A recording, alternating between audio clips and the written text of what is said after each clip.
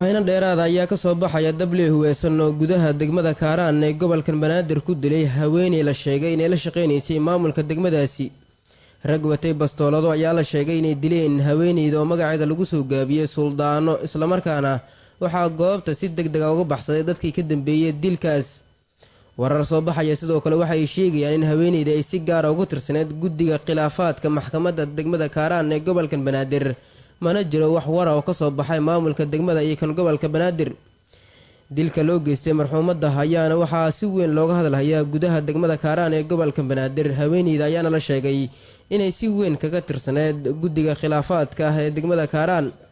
xalay ayay ahayd markii kooxo ku hubeysnaa bastoolado ay agagaarka aargada degmada Daaniile ee gobolka Banaadir ay ku dileen gudoomiyihii waaxda Kordamac ee degmada Daaniile oo lagu magacaabi jiray Cabdi Cabdulle Cismaan Cabdi Juge.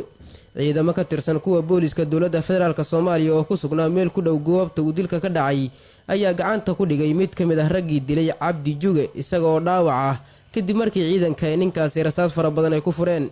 inta badan dilalka ka dhaca degmooyinka gobolka Banaadir oo loo geysto mas'uuliyiin ka tirsan dowladda iyo sidoo kale shaqaalaha kala duwan ee la shaqeynaya maamulka degmooyinka gobolka Banaadir ayaa inta badan mas'uuliyadooda waxaa sheegta dagaalamayaasha Al-Shabaab.